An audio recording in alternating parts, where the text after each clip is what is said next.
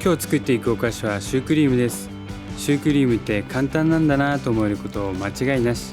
絶対に失敗しないシュー生地とシューに一番合うと断言できるカスタードクリーム、その最高な組み合わせを紹介していきます。まずはカスタードから作っていきます。今回のカスタードはシュー生地にとても合うシュー専用のカスタードです。事前に準備としてバットにアルコールをかけてラップを敷いておきます。そして粉類はよく合わせてからふるっておきましょう。続いてバニラの鞘の種を取り除きます。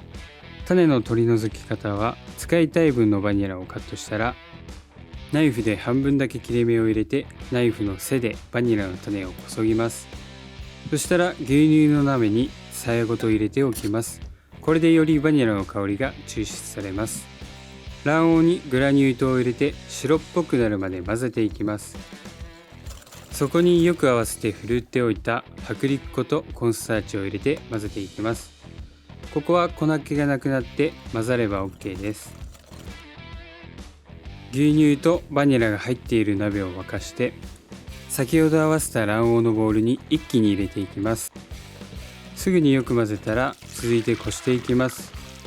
ここでバニラの鞘も取りましょう。ではカスタードを炊いていきます。今回は中火で火にかけていきます。最初はサラサラしていますが、火が入るにつれてだんだん粘りが出てきます。さらに加熱をすると強い粘りのピークに達しますが、ここでは焦らずに火を止めず、さらに加熱し続けます。この時結構焦げやすいので気をつけながら混ぜていきます。特に鍋の縁の部分が焦げやすいので注意です。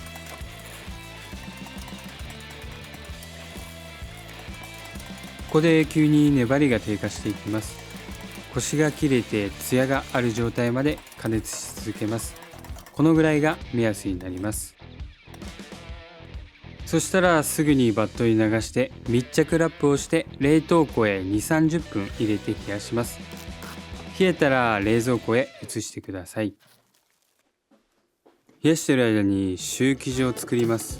まずは下準備から。はじめに卵を常温に戻します。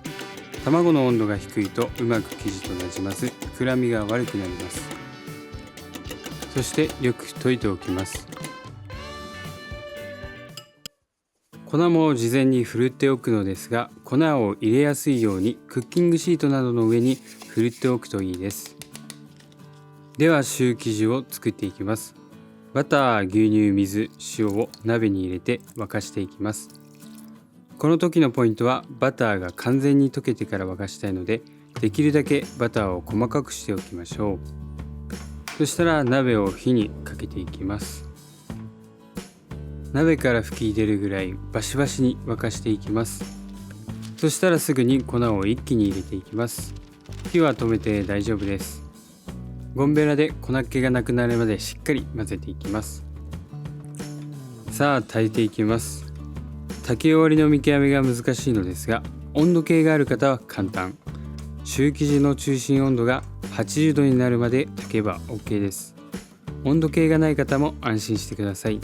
鍋底に生地がくっついてきたらそこまでです。ここで一つ注意です。必要以上に加熱すると油がにじみ出て膨らみにくくなるので、それ以上は加熱しないでください。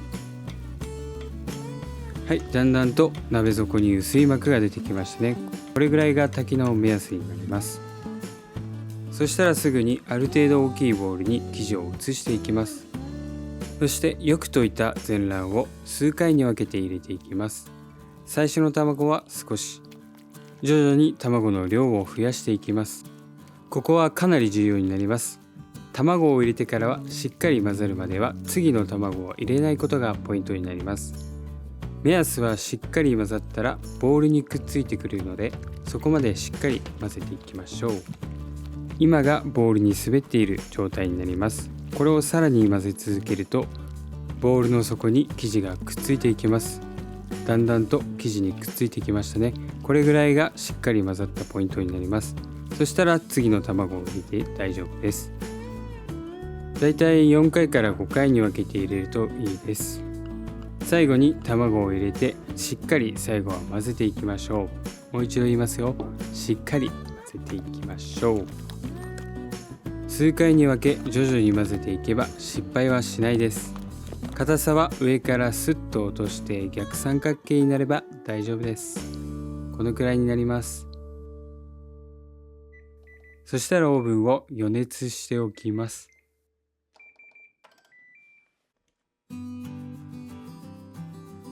では生地を絞っていきます。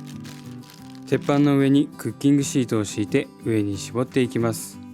滑らないように生地を少しつけてやると紙が曲がらず安定します。今回は8個に絞りました。口金がなくても大丈夫。絞り袋の先っちょを切れば同じように絞れます。丸くきれいに絞れなくても大丈夫です。後で修正できます。きれいに絞りたい方は左手を添えるだけ。そう、スラダンの名言です。はい、縛りました。すいません。今のは冗談です。ポイントを説明すると、高さは少し上から絞り、高さを動かさず一定にし、同じ力で絞ります。絞ったら力を抜いて円を描くように抜けると、そうするときれいに絞れます。絞り終えたら水を霧吹きなどで全体を濡らします。指やハケで塗っても大丈夫です。もし角が出てたら指でちょんちょんとしてください。形が悪いものもここで修正できます。ではオーブンで焼いていきます。